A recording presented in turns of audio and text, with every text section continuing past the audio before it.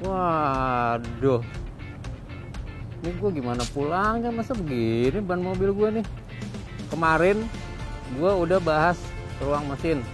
Ini mumpung bannya lagi copot nih, gue nggak tahu yang nyopot siapa. Gue sekalian sekarang giliran kolong deh.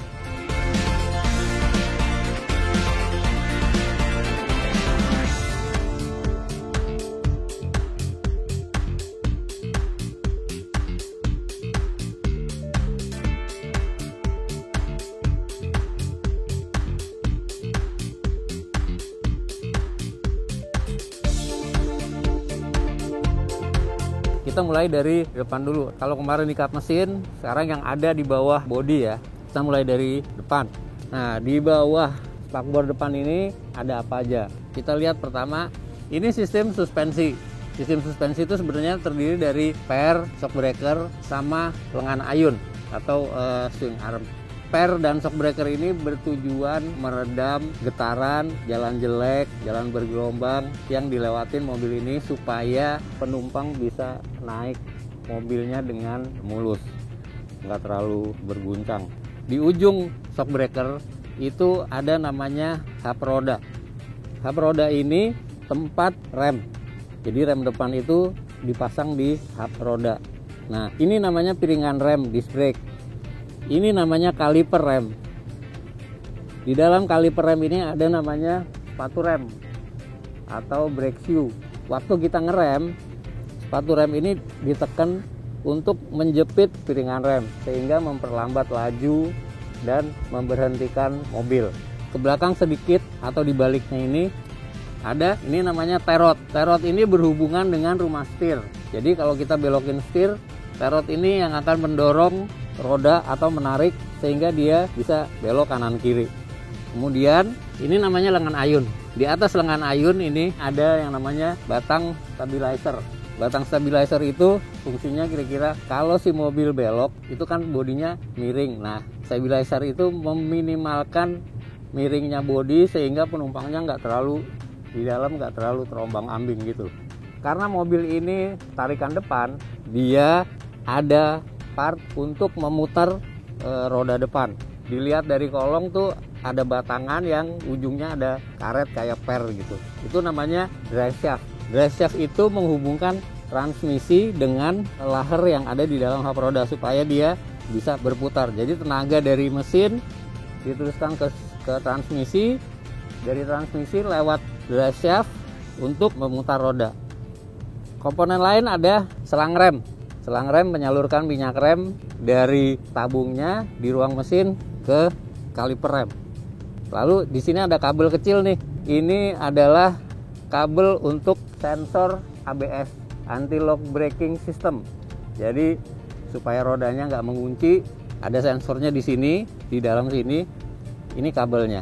Kemudian ini kan ruang roda ya.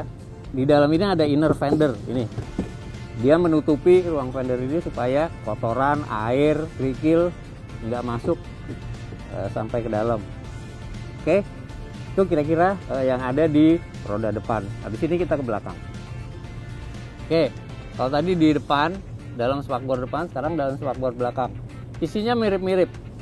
Ada per, suspensi, ini disc brake, karena dia pakai disc brake. Kalau misalnya dia di belakang remnya trommel, ya ini remnya trommel. Ada selang rem, ada juga sensor ABS, ada juga kaliper, ada juga piringan rem. Di dalam kaliper juga ada sepatu remnya. Nah, swing arm belakang ini biasanya agak berbeda dengan di depan. Di sini dia karena sistem suspensinya adalah berbeda dengan di depan, swing arm ini nyambung antara kanan dengan kiri gitu. Jadi sama aja. Di sini juga ada inner fender di dalam sini, sama fungsinya buat mencegah air, lontaran batu. Ini pelindung selang pengisian tangki bensin. Kira-kira gitu ya. Tadi di depan, sekarang di belakang. Habis ini kita nanti lihat kolongnya. Di bawah, persis di depan kap mesin bagian bawah, itu biasanya ada deck. Ini Dek ini fungsinya untuk menahan percikan air. Kalau hujan, percikan air yang dari ban supaya dia tidak naik ke mesin. Selain itu juga supaya menghindari kotoran yang ketiup oleh kipas mesin supaya dia jangan naik ke atas. Pasangan dengan suspensi itu ada arm depan atau lengan ayun. Ini di kiri dan di kanan, lengan ayun bawah. Selain itu, karena ini contohnya mobil gerak roda depan, ada yang namanya askopel. Askopel ini buat memutar roda dari gearbox. Ini ada gearbox di sini, dihubungkan dengan askopel ke roda. Askopel ini yang bekerja memutar gerak roda depan. Sekarang kita mundur lagi sedikit. Lengan ayun kanan dan kiri tadi dipasang di cross member. Ini adalah cross member. Cross member itu batang atau penguat yang menghubungkan bagian bawah bodi dari kiri ke kanan dan berfungsi juga sebagai dudukan lengan ayun. Terus lagi ke belakang. Ini mulai kelihatan di sini knalpot. Knalpot ini terus sampai ke belakang. Biasanya mobil-mobil modern di bagian depan knalpot yang kecil ini adalah konverter. Dia yang menyaring semua racun dari hasil pembakaran sebelum dikeluarkan ke belakang. Ini ada tangki bensin. Mobil-mobil modern umumnya bukan tangki bensin tapi jerigen, karena dibuat bukan dari besi lagi tapi dari plastik. Plastik tahan bocor dan tidak mudah terbakar. Nah, di sini di belakang tangki bensin ini adalah bagian dari suspensi belakang. Sistem suspensi di mobil ini yang jadi contoh adalah torsion bar di belakang. Ini batang torsinya. Dan ini fungsinya seperti yang di depan, mirip lengan ayun kiri dan kanan. Ini juga sebagai tumpuan dari per belakang. Bagian akhir paling belakang ini adalah tempat ban serep. Jadi kalau kita buka bagasi, ada ban serep. Nah, ini dia tempatnya nih kalau dari bawah. Terus ini muffler, peredam suara dari knalpot. Dan di ujungnya adalah bumper belakang. Begitu kira-kira.